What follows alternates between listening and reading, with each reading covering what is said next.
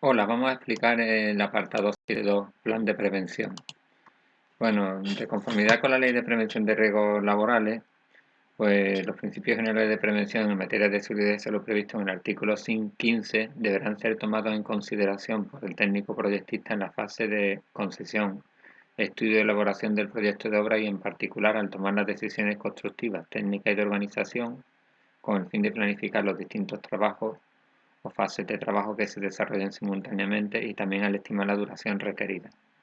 Principios generales de la prevención que el proyectista debe de considerar en el estudio o estudios básicos de seguridad y salud. Es decir, que cuando un proyectista diseña una obra, este proyectista debe de elaborar un estudio o estudio básico de seguridad y salud.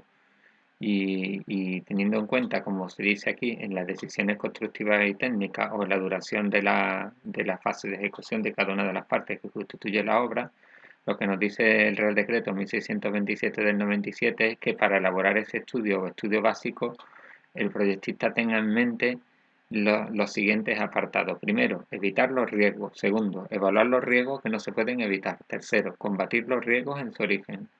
Cuarto, adaptar el trabajo a la persona en particular en lo que respecta a la concesión de puestos de trabajo, así como la elección de los equipos y los métodos de trabajo y de producción con miras en particular a evitar el trabajo monótono y repetitivo y por tanto reducir los efectos de los mismos sobre la salud. El cansancio, la fatiga, todo esto puede inducir a que ese trabajador se despiste y sufra un accidente, ¿no?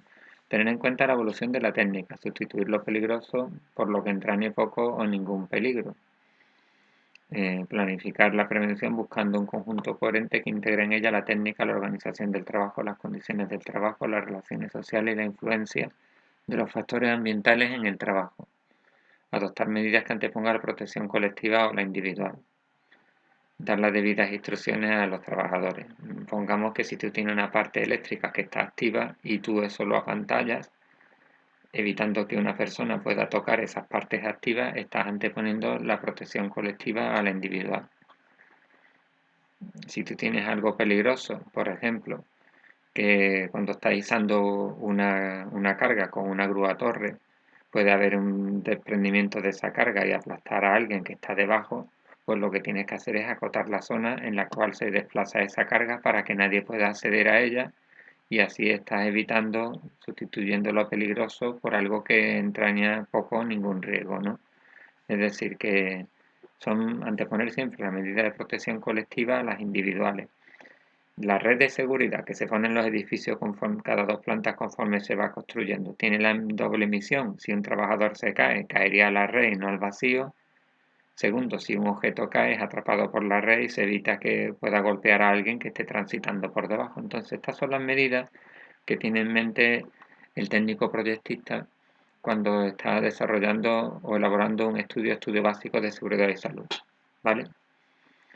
Bueno, ¿y qué es lo que ocurre luego con ese estudio? Pues que una vez que va a empezarse a ejecutar la obra, eh, el contratista principal, o si hubiese varios contratistas, cogen el estudio básico de seguridad y salud y lo van a desarrollar proponiendo su propio plan de seguridad. Porque, como nos dice aquí, en aplicación del estudio de seguridad y salud o en su caso del estudio básico, según la Ley de Prevención de Riesgos Laborales, cada contratista deberá elaborar un plan de seguridad y salud en el trabajo en el que se analicen, estudien, desarrollen y complementen las previsiones contenidas en el estudio básico desarrollado por el técnico proyectista en función de su propio sistema de ejecución de obra, porque el contratista sabe cómo trabajan los trabajadores, cómo se van a mover, qué medidas de seguridad o EPI van a utilizar en cada caso. Entonces el contratista analiza lo que tiene que hacer y propone su propio plan. Dicho plan se incluirá en caso las propuestas de medidas alternativas de prevención que el contratista proponga con la correspondiente justificación técnica que no podrá implicar disminución de los niveles de protección previstos en el estudio o estudio básico.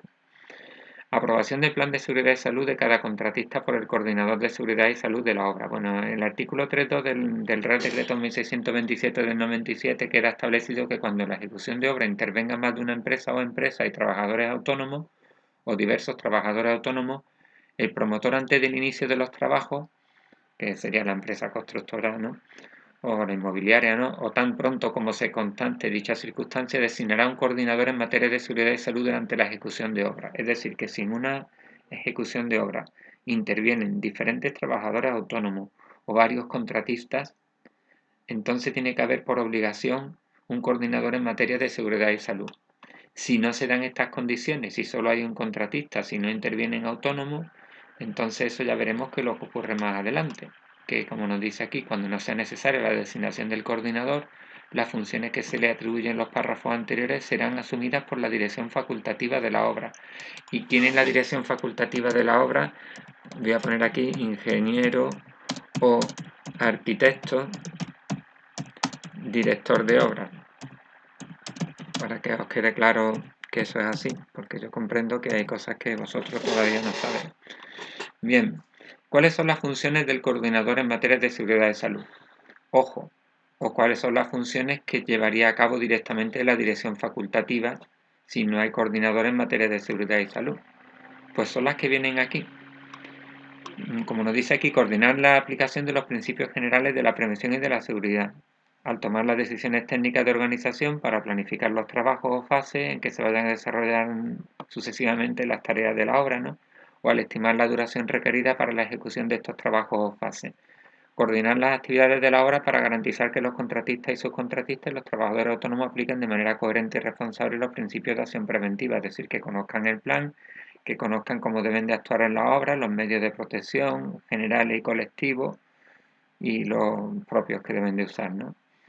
Aprobar el plan de seguridad y salud elaborado por el contratista y en su caso las modificaciones introducidas en el mismo y tal, ¿no? Y en este caso pues lo haría la dirección facultativa si no hubiera técnico de prevención coordinador de la obra, ¿no?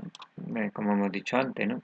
Organizar la coordinación de actividades empresariales previstas en el artículo 24 de la Ley de Prevención de Riesgos Laborales. Bueno, porque esto también está en plan genérico, que no solamente para obras de construcción, sino que también se le puede aplicar a trabajo en una oficina, pongamos, ¿no?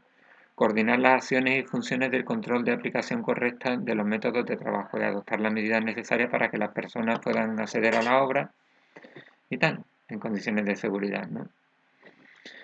Bueno, pues como nos dice aquí, el plan de seguridad y salud debe de ser aprobado antes del inicio de obra por el coordinador en materia de seguridad y salud de la obra, que es una persona designada por la promotora cuando existen varios contratistas o trabajadores autónomos, y en este caso, si solamente hay un contratista y no hay trabajadores autónomos, pues deberá ser aprobado pues por el ingeniero, arquitecto o director de obra, que sería el responsable, ¿vale? En el caso de las administraciones públicas, además, este plan debe de ser aprobado por la propia administración pública, que tiene su técnico especialista de prevención. Este plan puede ser modificado por el contratista en función del proceso de ejecución de obra, la evolución de los trabajos y las posibles incidencias o modificaciones que puedan surgir a lo largo de la obra, pues que se detectan anomalías, que se estudian y que se diseña un nuevo plan, una nueva estrategia de hacer esa tarea, ¿no? Quienes intervengan en la dirección de obra, las personas u órganos responsables en materia de prevención de las empresas y los representantes de los trabajadores podrán hacer alegaciones a este plan que serán estudiadas y en su caso, si son tenidas en cuenta, pues esas modificaciones se llevarán a cabo en la redacción del nuevo plan. Y también debe de estar a disposición permanente de la dirección facultativa, es decir, que el plan de seguridad y salud para la obra que está aprobado y que se ha hecho en base al estudio básico de seguridad y salud del técnico proyectista, ese plan está a disposición del director de obra, ¿no? Aunque haya un técnico de prevención, el director de obra tiene que acceder también al plan. Y cuando no hay técnico de prevención, pues es el director de obra el que tiene ese plan a su disposición. Bueno, pues lo dejamos aquí para no alargar este video tutorial y en el siguiente pasaremos al apartado 7.3. Muchas gracias y mucho ánimo.